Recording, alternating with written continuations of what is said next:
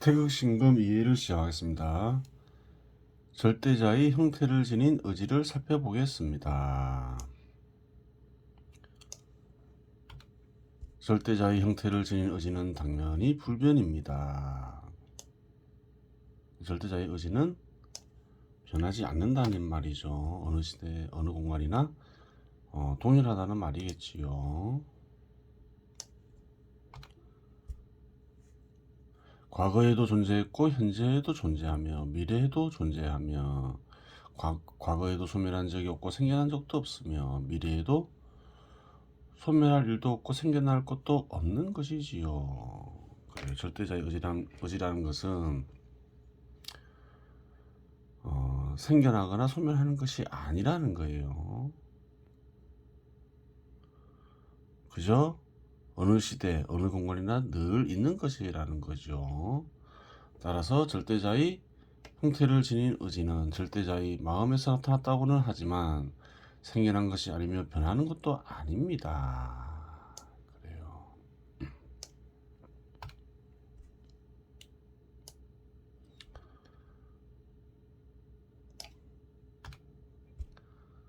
따라서 형태를 지닌 의지는 불변이니 따라서 형태를 지닌 절대자의 의지는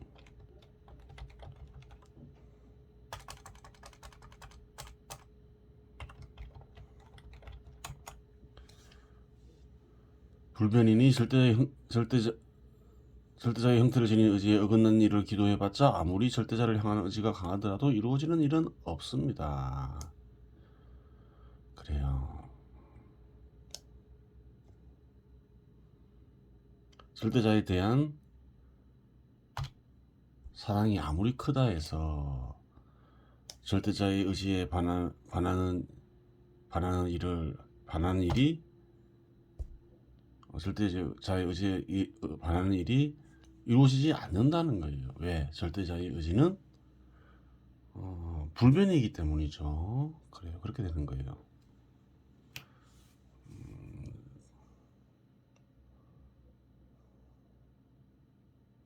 사랑하는 마음이 절대자에 대한 사랑이 아무리 크더라도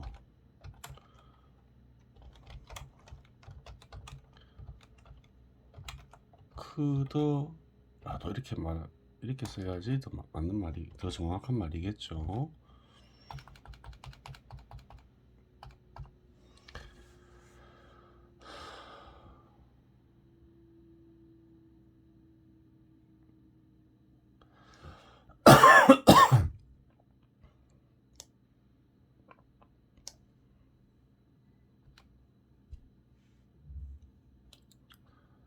절대자에 대한 사랑이 크더라도 이루어지는 일은 없습니다.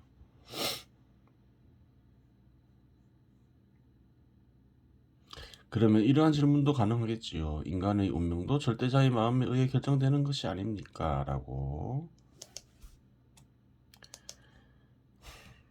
인간의 운명 역시 절대자의 마음에 의해 결정되어 있습니다. 그렇죠.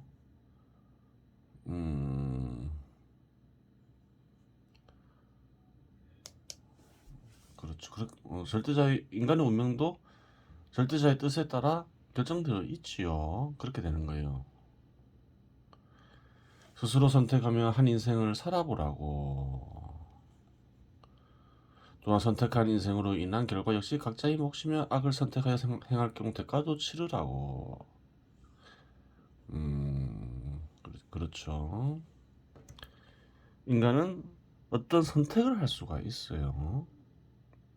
그 선택에 대한 책임은 그 선택을 한 이가 져야 되겠지요. 그 선택의 구체적인 내용은 무엇인가? 이제 그렇게 질문할 수 있겠지요. 하지만 인간은 살다 보면 어려움이 닥칠 수 있습니다. 하지만 원망하지 아니하고 간절히 기도하면 인간과 함께하는 절대자가 길을 가르쳐 줄 것입니다. 그 길이라는 것도 알고 보면 절대자의 뜻에 동참하며 복되리라 이겠으나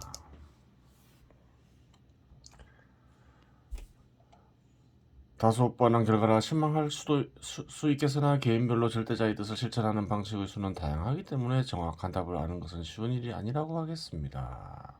이 주석이 있죠. 개인이나 인간으로 구성된 집단의 운명은 짐승과 마찬가지로 대체로 정해져 있다. 하지만 그러한 운명에서 벗어날 수 있는 조건 역시 개인이나 인간으로 구성된 집단은 지니고 있다. 그 이유는 인간은 절대자와 마찬가지로 섭리를 이용한 상조성을 발휘할 수 있고 상조성이 발휘될 경우 정해진 운명은 사라지고 새로운 운명이 창조되기 때문이다. 무슨 말이냐? 짐승의 운명은 정해져 있죠. 정해져 있어요. 뻔하다는 거예요. 근데 사람은 어떤가요? 짐승과 같이 살아간다. 그냥 육체에서 비롯된 욕망에 즉각적으로 대응하면서 살아간다. 짐승과 다를 바 없지요. 그러면 그러한 이의 운명은 정해져 있겠죠. 하지만 경우에 따라서는 정해진 운명에서 벗어날 수 있다. 그렇게 얘기하고 있어요. 왜? 세상을 이루어지는 존재는 섭리에 바탕하여 세상을 이루어지게 하고 있죠. 거기서 창조성이 발견되죠. 절대자의 속성 중에 하나죠. 인간 역시 어떤가요? 섭리를 인식하고 사용할 수 있지요. 실제로 창조 행위를 하지요. 섭리를 이용해서. 그러하기 때문에 창조성이 발휘될 경우 정해진 운명은 어떻게 되나요? 사라지게 된다는 거예요. 그래요. 그래서 대체로 인간이나 인간으로 구성된 집단은 정해진 운명에서 벗어나기 어렵다 이렇게 얘기할 수 있지만 그렇지 않은 개인이나 인간으로 구성된 집단이 있을 수 있다는 거예요. 그러면 이제 기도에 응답하는 절대자의 방식을 살펴보아야 합니다. 그것은 인간의 후천적 무아에 새겨지게 하는 절대자의 신금에 의한 것이지요. 후천적 무아는 마음이랬죠. 워낙 교묘하게 진행되는 것이라 마음에 대한 이해가 부족하고 면밀히 관찰하지 않는 사람은 전혀 느낄 수도 알 수도 없습니다. 그래요.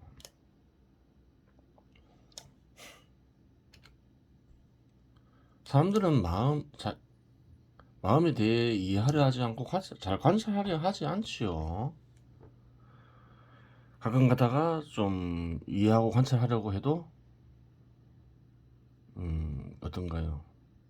알기 어려워서 포기하는 경우가 많지요. 그 이해하고 관찰하는 게 어려울 수 있는 거예요. 그래요.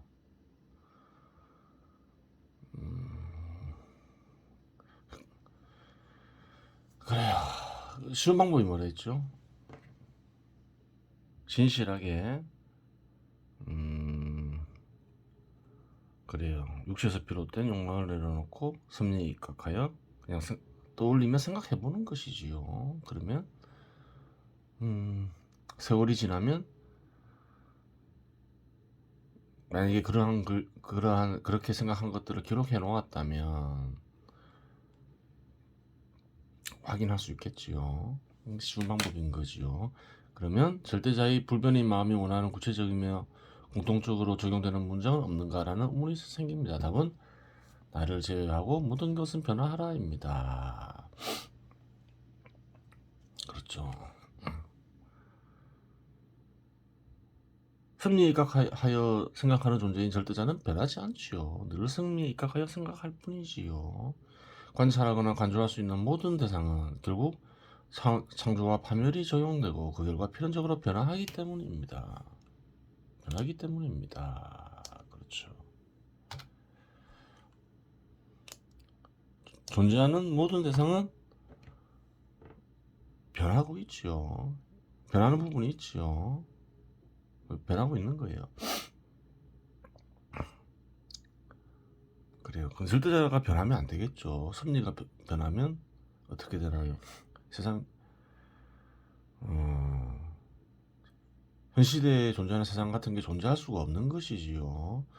사회생활하면서 다른 사람에게 위의 문장을 이용해 먹어서는 아니 될 것입니다. 나를 제외하고 모든 것은 변하라 하라. 변하라. 이건 신에 해당되는 거지 어떤 개인이 인간이 인간에게 하는 말은 아니지요. 그 어떤 위치에서 어떠한 힘이 있건 비난을 면치 못할 것이기 때문입니다. 그래요. 나는 너희들하고 마찬가지인데 난 안 변하고 너희만 변해라. 그러면 잘못된 것이겠지요. 절대자의 창조와 파멸작용 형태, 즉 이어짐과 끊어짐 형태를 탐구해 보겠습니다. 창조와 파멸작용 및 창조와 파멸작용의 형태를 깊이 알아야 모든 연구들이 막힘없이 진행될 수 있습니다. 그렇죠. 우선 끊어지는 형태들을 생각해 보면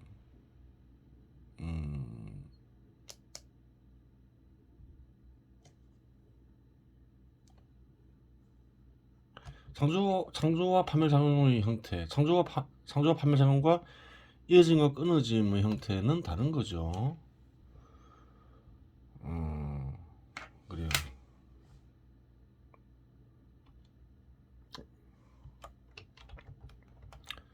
이어짐과 끊어지는 형식을 통해서 창조와 파멸작용이 일어나죠. 근데 이어짐과 끊어짐의 형태가 곧 창조와 파멸의 형태는 아닌 것이에요. 볼게요. 우선 끊어지는 형태들을 생각해보면 검으로 막대기를 자르는 행위, 물을 분해하여 산소와 수소로 분해하는 행위, 과학적 창조인 동시에 판멸 행위. 원래 이제 창조인 동시에 이 말은 없었죠. 왜 이 말이 들어갔을까요? 창조작용은 파멸작용일 수 있고 파멸작용은 창조작용일 수 있기 때문에 그래요. 물을 불해하면 물은 사라지고 산소와 수소가 나타나죠. 물은 파괴되죠. 하지만 산소와 수소가 생기잖아요. 파멸 속에 창조가 이루어지기 때문에 그런 거예요. 매사가 그렇죠. 냇가에서 컵으로 물을 퍼내는 행위, 풍화작용, 침수작용, 돌멩이를 들어서 다른 공간으로 이동시키는 행위, 공간과 물체의 창조인 동시에 판멸 행위, 한 개의 철계를 녹여서 여러 개로 나누는 행위, 자극들이 떨어지는 것, N극과 N극을 서로 밀어냄, 원자가 전자를 이뤄 양이온이 되는 것 등이 있습니다. 무언가가 파괴되면 무언가가 새로 생기는 것이지요. 이어짐을 예로 들면 물과 물이 흩어지는 경우 화학적 결합 조기와 종이를 풀로 붙이는 행위, 퇴적작용, 철과 철을 녹여서 붙이는 행위, 자석들에 붙는 것, N극과 S극을 서로 끌어당김, 원자가 전자를 얻어 음이온이 되는 것 등이 있습니다.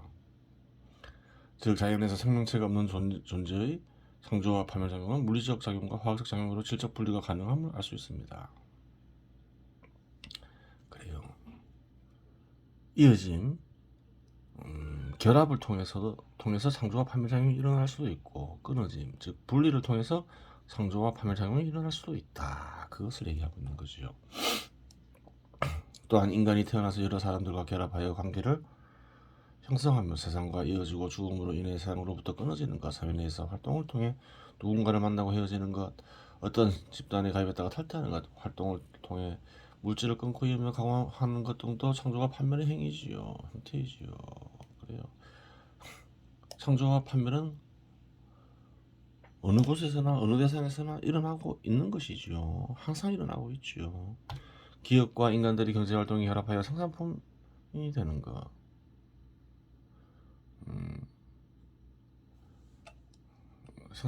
생산품과 시장이 결합하여 상품이 되는 것.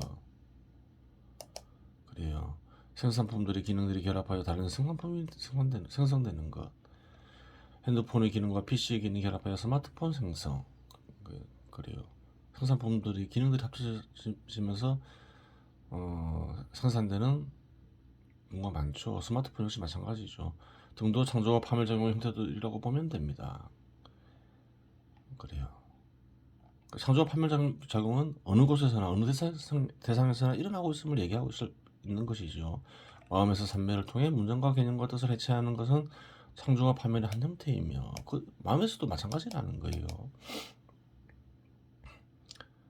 문장과 개념이 해체되는 건 문장과 개념이 파괴되면서 뜻이 생성되는 것을 가리키지요. 뜻과 개념과 문장을 생성시키는 것 역시 상조와 파멸의 한 형태이지요. 그래요. 육체의 오감이나 마음의 오감을 이용해 받아들이는 것 역시 창조와 파멸의 한 형태이고, 마음의 눈이나 마음의 몸을 의식하며 태극신경을 펼치는 것 역시 창조와 파멸의 한 형태이지요. 그래요. 무언가가 나타나면 무언가가 사라지는 것이지요. 마음에서도 마찬가지고 물질과 공간으로 이루어진 세상에서도 마찬가지지요. 요하는 각종 스포츠들은 육체를 발전시키는 것입니다. 뭔가 좀 부연 설명을 하고 있는 거죠. 하지만 육체만 의식하면 동작이 육화되어 마음의 몸과 거의 이어지지 않습니다. 마음의 몸으로 천천히 동작을 펼치며 육체를 마음의 몸이 움직이는 궤적으로 따라간다고 의식하고 펼쳐야 마음의 몸과 육체가 이어지는 것이지요. 그래요.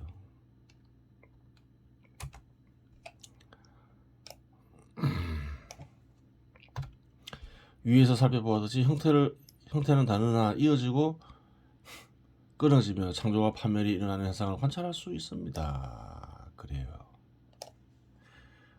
분리되고 결합되면서 창조와 파멸 작용은 진행된다. 그걸 얘기하고 있는 것이지요. 창조와 파멸 작용은 분리와 결합을 통해서 일어난다. 그렇게 얘기할 수 있는 것이에요. 이어지고 끊어지면 반드시 발생하는 것이 있습니다. 바로 변화이지요. 즉 절대자는 불변의 의지로 변화를 일으키는 불변의 작용을 드러냈으니 만들어진 모든 것은 창조되고 파멸되어라입니다. 그래요. 섭리작용은 창조와 파멸을 일으킨다. 그러한 작용은 불변이다.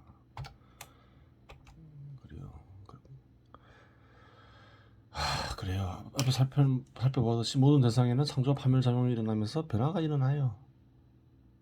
만들어진 모든 것은 창조되고 파멸되죠. 창조와 파멸을 통해서 변화가 일어나는 것이지요. 제속물질 입자의 경우 내재한 양은 불변이지만 움직임을 통해 제속물질 입자는 이어지고 끊어지며 다른 물질을 구성하는 요소가 됩니다. 물질 역시 마찬가지죠. 즉 불변과 가변을 모두 지니고 있는 관계로 절대자의 몸의 일부의 변형 형태로 보아야 합니다. 이 부분은 물질편에서 좀 더 깊이 살펴보도록 하겠습니다. 그래요.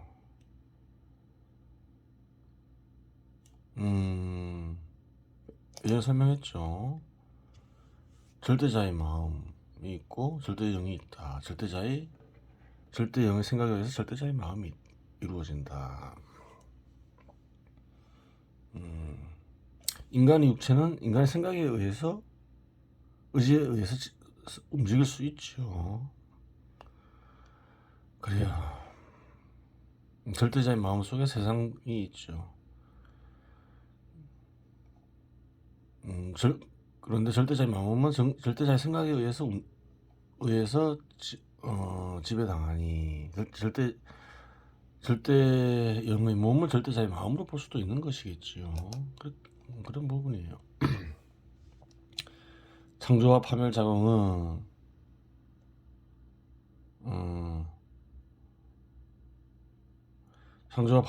형태를 지닌 의지와 결합한 경우에만 드러남을 앞에서 살펴보았습니다. 섭리작용에는 절대자의 의지가 있죠. 절대자의 의지가 먼저겠지요. 그런 말을 하는 거지요. 따라서 어떠한 형태의 창조와 파멸 작용 속에도 절대자의 형태를 지닌 의지가 결합되어 있습니다. 그래요.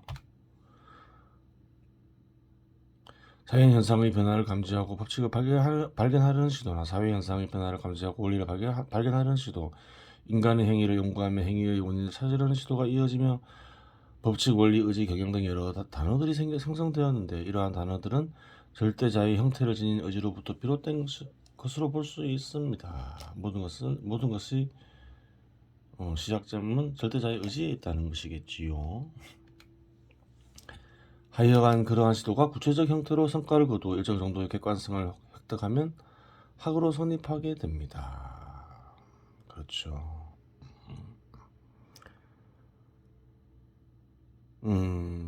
학은 뭔가요? 진리를 구체적으로 표시한 것인데 그래요. 섭리를 인식하고 하여 드러내는 것이겠지요. 섭리는 뭔가요? 섭리는 어디서 비롯되나요? 절대자의 의지에서 비롯되는 것이겠지요. 그렇게 되는 것이에요. 이번 시간은 여기서 마치겠습니다.